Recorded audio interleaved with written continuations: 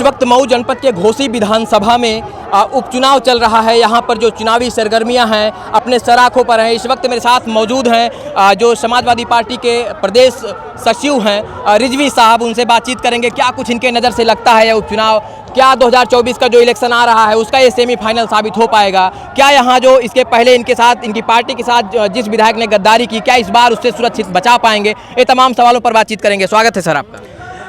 देखिए दुबे जी, मैं पिछले 3 दिन से लगातार मऊ क्षेत्र में चल रहा हूँ, लोगों से मिल रहा हूँ, देख रहा हूँ।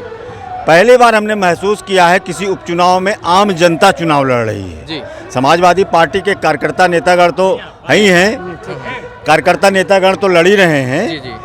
आम जनता भारतीय जनता पार्टी के खिलाफ चुनाव लड़ रही है और भारतीय जनता पार्टी, जहाँ तक बात आपने की 2024 की, 2024 की आपने बात किया, 2024 में जनता भारतीय जनता पार्टी को हटाना चाहती है।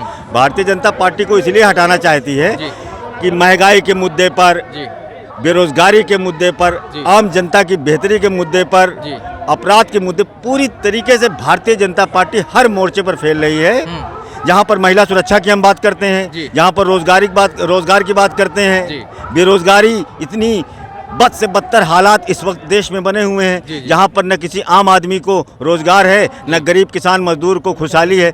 तो आने वाले दिनों में भारतीय जनता पार्टी को आम जनता हटाना चाहती है। भारतीय जनता पार्टी से ऊब चुकी है जनता।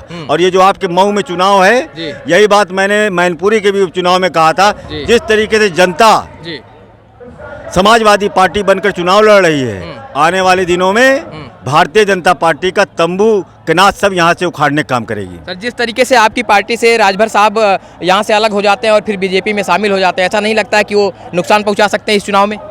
राजभर साहब के बारे में मैं क्या बोलूँ। राजभर साहब आज क्या कहेंगे, कल दोपहर में क्या कहेंगे, कल शाम में क्या कहेंगे, कुछ नहीं पता है। उनकी कथनी में और करनी में बहुत अंतर है। वो अभी क्या बोल रहे हैं, घंटे बाद क्या बोलेंगे, उनको भी नहीं पता है। राजभर जी के बारे में बहुत ज़्यादा बात करके हमको लगता है आप भी अपना टाइम वेस्ट करेंगे, हम भी टाइम वेस्ट करेंगे। राजभर जी के बारे में समाजवादी पार्टी के लोगों ने कुछ कहना सुनना छोड़ ही दिया, इसलिए कि वो राजनीतिक व्यक्ति नहीं है। वो राजनीति में व्यवसाय के दृष्टिकोण से राजनीति कर रहे हैं। मुझे लगता है कि बात करना मुनासिब इसलिए हो जाता है क्योंकि कुछ दिनों पहले आप ही के पार्टी में हुआ करते थे और आप बिल्कुल अखिलेश यादव जी के बगल की कुर्सी उन्हें मिला करती थी। अब वो जब बीजेपी में चले गए तो आप उन पर बात करने से मुकरने लगे। देखिए, राजनीति परिस्थितियों का खेल होता है। एक समय ऐसा लग रहा था कि राजभर जी लोगों के बीच में वो अवेयरनेस पैदा करने का काम कर रहे हैं, लेकिन राजभर जी तो सत्ता के इर्द गिर्द जाने का प्रयास कर रहे हैं, लेकिन जो मौजूदा सरकार है वो सत्ता के इर्द गिर्द आने नहीं दे रही है। अब वो क्या करें बेचारे, कहीं ना कहीं उनको फ्रस्ट्रेशन तो निकालना है। फ्रस्ट्रेशन सिर्फ इससे निकलता है कि वो समाजवादी पार्टी के लोगों को पानी पी कर तमाम सब अनाप शनाप बातें कहते हैं। राजभर जी के बारे में बहुत ज़्यादा बात करने का मतलब टाइम खराब। सर, एक चूंकि जो यादव समाज है वो निश्चित तौर पर समाजवादी पार्टी के लिए एक बधा हुआ वोट बैंक होता है, उनको लेकर उन्होंने कहा कि बुद्धि 12 बजे के बाद खुलती है। उस पर क्या प्रतिक्रिया होगी आप प्रदेश सचिव होने का? देखिए, समाजवादी पार्टी के बारे में आपको बता दूं, समाजवादी लोग संघर्षों की कोख से निकले हुए लोग हैं। समाजवादी पार्टी किसी जात बिरादर की पार्टी नहीं है। समाजवादी पार्टी में सारे लोगों का पूरा सम्मान है। और रहा सवाल किसी वर्ग विशेष से, जात विशेष से जोड़कर अगर देखा जाए, हम लोग सोशलिस्ट मूवमेंट के लोग हैं। समाज में जन चेतना जगाने का हमने काम किया है। डॉक्टर राम मनोहर लोहिया, जयप्रकाश नारायण जी, इन सारे लोगों के पदचिन्हों पर चलते हुए, जनेश्वर मिश्रा, बृजभूषण तिवारी, मुलायम सिंह यादव जी के विचारों से ओतप्रोत पार्टी है। और मुझे लगता है कि समाजवादी पार्टी को किसी जाति बंधन से बांधना ये न्याय नहीं है। समाजवादी पार्टी आम जनता के मुद्दे पर 365 दिन लड़ने वाली पार्टी है। समाजवादी पार्टी को आज आप जिस स्थिति में देख रहे हैं, ये 1-2 दिन की बात नहीं है। इसके पीछे 40 वर्षों की साधना है नेताजी की। आज समाजवादी पार्टी जनता के बीच में जा रही है। जनता बहुत हंसी खुशी उनको हाथों हाथ ले रही है और आने वाले दिनों में उत्तर प्रदेश का ही रास्ता तय करता है दिल्ली की गद्दी। उत्तर प्रदेश में हम भारतीय जनता पार्टी का सुपड़ा साफ करने जा रहे हैं।